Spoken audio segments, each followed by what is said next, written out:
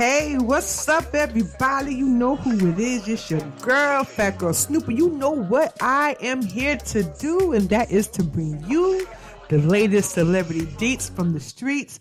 Let's get into some Blac Chyna. So Blac Chyna is in the news because she actually scored a legal victory against the Kardashians in her current lawsuit. Ladies and gentlemen, yes. So Blac Chyna has claimed a legal victory in her ongoing lawsuit against the Kardashians over her canceled series, Blac Chyna. Now, according to page 6, a judge has ordered Burnham Murray Productions, which is like a production through the E network. So I'm sure Ryan Seacrest is involved some kind of way, but the company is behind the scene. Behind the scenes, they actually ran the reality show, and now they have to hand over unaired footage from what would have been Rob and Chyna season 2. Now, Chyna's attorney, Lynn Sayani, told page 6 that there are some unaired footage that shows Rob, when he was her fiance, by her side, expressing his love for her after she went under a medical procedure, aka I believe she got lipo and some other stuff done. So I like the way that it's put as a medical procedure. But okay, but the judge also ruled that unaired footage from Keeping Up with the Kardashians, filmed back all the way in March 2017, also must be handed over ASAP. Now, there were some unaired Keeping Up with the Kardashians episodes that showed Chyna and Rob working on their relationship and co-parenting their beautiful daughter, Dream K. Now, Chyna has a lot of allegations against all of them. She has allegations that claim that Kris Jenner, Kim Kardashian, Khloe, and Kylie Jenner secretly defamed Chyna and interfered with her very high quaint payout with her contract with E Network and NBC Universal, okay? Their alleged illegal interference caused the cancellation of Rob and Chyna, allegedly. Now, the production company must fork over the unaired season 2 Rob and Chyna and the Keeping Up with the Case footage to Chyna in 45 days. Okay? Now, according to the blogs, Rob couldn't participate in the hearing because it just wasn't relevant to the case for him to be there. Okay. Now, this is the statement from Rob's attorney. We have not filed an opposition to the court for this request because the footage has no impact on the case. However, we have requested Blac Chyna's OnlyFans footage, and she has refused to release that footage to us. Wow, I wonder why they want Blac Chyna's OnlyFans footage. I mean, that's a little frisky. I mean, if I'm with it, that's what I do. Okay, so Blac Chyna sued the entire Kardashian/Jenner family back in October 2017. She claims there was assault, battery, there were domestic violence claims, domestic defamation and interference, and also the fact that they actually interfered with her getting that bag with E. In the result, Blac Chyna got canceled. Now, Rob's attorney, Marty Singer, previously claimed that E! reality series was canceled because the then couple had called it quits before they was, about to be sent to the editing room and all that. By the time they shot the second season and sent it over to be edited, these two broke up for good. So they figured, hey, why do we have to air it if they're broken up for good? And I guess they figured that Rob Kardashian and Blac Chyna aren't really good for TV. There, I said it. They're not good for TV. They're not good enough to draw in ratings, especially if they're no longer together. Now, in October 2020, a judge denied the Kardashians' motion to dismiss Chyna's lawsuit, which makes me believe that there is some truth to what Blac Chyna is saying. So it looks like Blac Chyna is going in for the kill of the K's by any means necessary. And I got a feeling, now if this happens, remember you heard this first, I got a feeling that Blac Chyna is going to get her hands on that footage and then sell that shit to Zeus and make some bands. Girl, I hear you, girl. Do your thing, girl. Do your thing.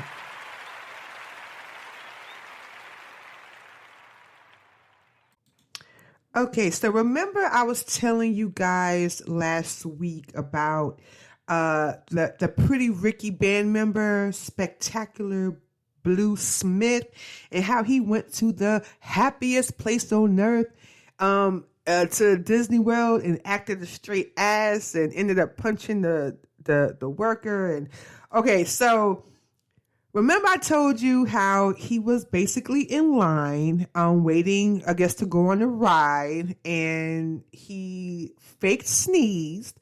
And when he fake sneezed, he said, coronavirus, joking around, and the worker didn't take it so lightly. He asked Spectacular to get out the line. Spectacular refused. The employee stuck his hand out so Spectacular couldn't walk through the line.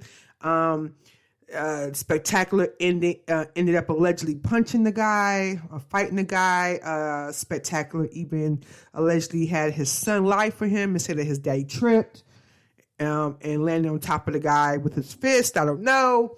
But Spectacular won't be having a spectacular time or any kind of time inside Disney World. They are pissed with him. And they have banned him from Disney World. Now, according to sources, he is no longer allowed from entering not just that Disney World, but any of the Disney Worlds around the globe. Okay? Not only in Florida, but the globe. Okay? Now, this is following that crazy night he had last week back in Monday. Okay? So it's just, man, listen. So Disney's not waiting to see how this case plays out. They don't care. They don't care. He is banned effective like right now, or maybe like, I guess like today, like 12 a.m. today. He is not allowed. Okay, so far he has not commented yet, but I'm really about the ban anyway, because as far as his innocence, he does say that he is innocent and that we will eventually hear the truth once it plays out in court. But hey, Mickey and Minnie ain't feeling it, bruh. They're not feeling it. No more monkey ears for you. No more.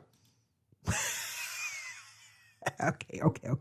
Too soon? Okay, too soon. I'm sure that you guys heard over the weekend that Wendy Williams' mother, Shirley Williams, has passed away. We no one was exactly sure, if this was true. It was actually one of Wendy's mother's best friend's daughter that actually posted that Miss Shirley passed away, and that's how everybody actually found out about it. But Wendy hadn't spoken on it until now, and this is what she said. Mother, because my mother, she's like, Wendy, you got them, they're long, you show them. She also talked me into picking out this outfit today. She's also died. Yeah. My mom passed away many weeks ago. You know how during Corona, during the world, topsy-turvy, people starving, people out of jobs, just everybody's life is something new. Well, and you know how you lose track of the day and date and the time? All I know is that it was a long time ago. And me and the five of us, mom, dad, my siblings, and me, the five of us, because she'll always be here. She's squawking at me right now. She's pissed because I requested confetti cannon, and because that's what she wanted. Anyway, Mom and our relationship became closer and closer once I went away to college, could escape, Jersey. And it became closer and closer and closer to the point where, first of all, she passed away beautiful and peacefully and surrounded by love.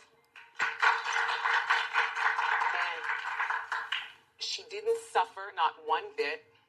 Wendy. And our relationship was like that of two teenage girls, 17. If I could pick an age, 17.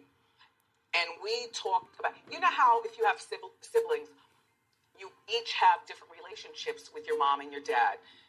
No relationship is the same. And I don't know about my brother and my sisters. Like, we don't talk about what our relationship is like with our dad.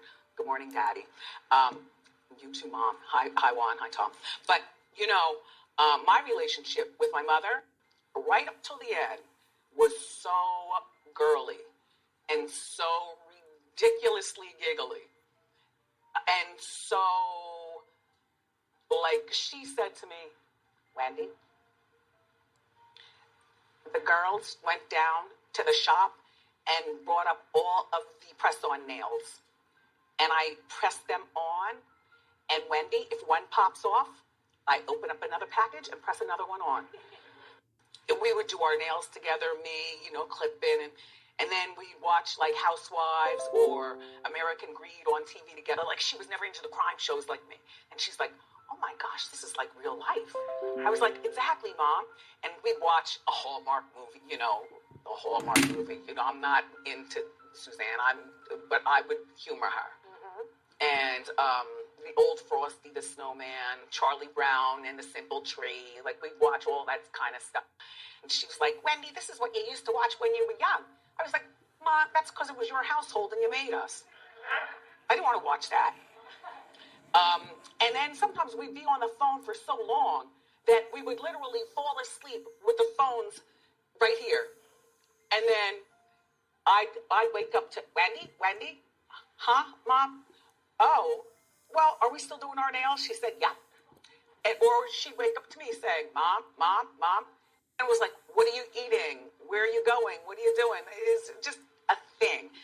So Dawn is the best mother, the best girlfriend that a girl could ever have. And I feel fortunate that I had her in my life all of my 56 years because, people in my age bracket, many of you, throughout the years, even through radio times, it's like, really lucky to have your mom and dad, like, together in a happy marriage. 65 years together in a marriage. And maybe two others before. But 65 in the marriage. And people would be like, you're really lucky. You know what I'm saying, Norman? Yeah, absolutely. Conversation. And for those of you who follow me long enough, you know how much my mom and dad meant to me and my family. You know what I mean?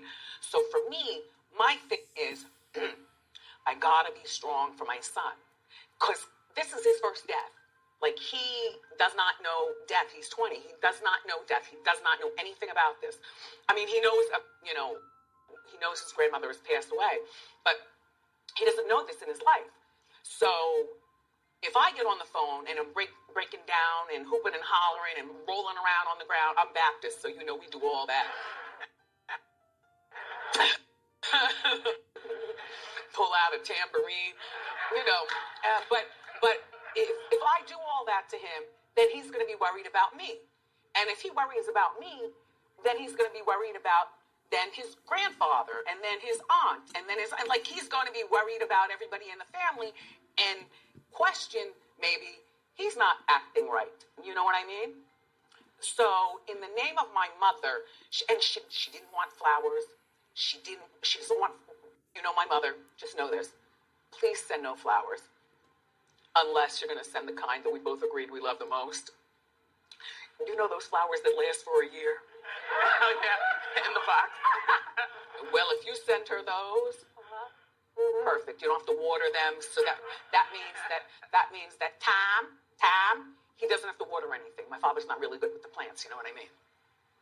But he's doing well, because we, as the children, we rely on our father. Like, we're going only by his direction. What do you want? What would you like? How do you want? And the three of us as siblings, we get together on the phone, and then we call him up on the phone after we've already had a conversation about him, like whatever he wants. Does he want to go to the beach and walk around today? Does he want to, have eggs and, ham hock for breakfast? He's not really supposed to eat that, but mark it down on the calendar, and he won't have another one for a year. But why can't he enjoy his life at 89 years old? So we look to him for strength, and the children look to us for strength. My nephew and my niece, and now baby Bella, even though she's not going to remember any of this, she's still like this. But my son is looking to me, and so I'm giving him the strength that he needs. And please, it's not like I don't cry. I just don't cry in front regarding this particular thing.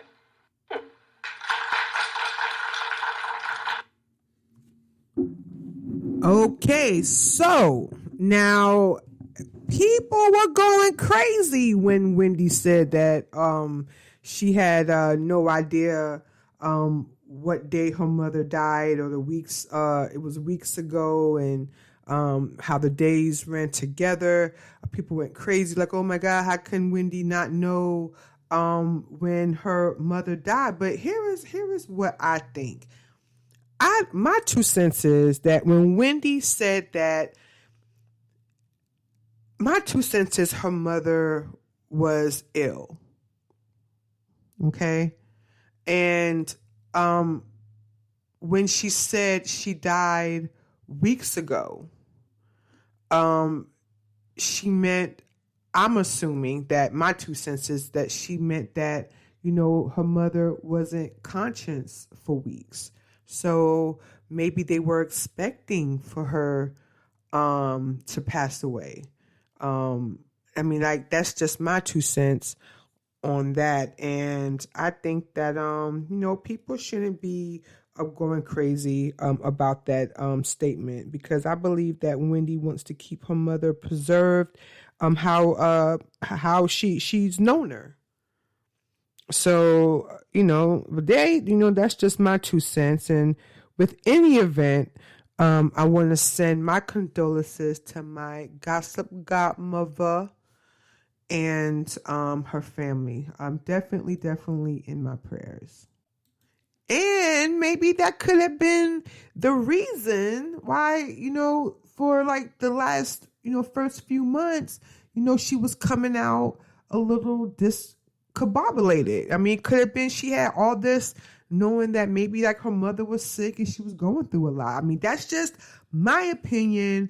And of course, you have yours, and I would appreciate it if you leave yours on my website, fatgirlsnoop.com. I just want to thank you for listening to me tonight. But that's my time. I gotta bounce. But let me know your 2 cents about Blac Chyna getting that bag against the Kardashians. Okay, who all thinks she's going to take that and run straight to Ray J and Princess to the Zeus Network and get them bans? And what about Spectacular? Speaking of bans, what about Spectacular, the dude from Pretty Ricky, and the fact that he got banned from all the Disneys? Gee whiz, the happiest place on earth. Who would do such a thing? And also, let me know about Wendy. Are you worried or not? Now, if you're new to my podcast, please click like and subscribe. And if you are a regular listener, thank you as always. And you can always catch me on my website, fatgirlsnoop.com. That's PHATGYRL Snoop.com. And drop your 2 cents in the comments. And let's keep this conversation going. And remember, as I always say, that is PHAT as in pretty, hot, and tempting. Bye for now. I'm out.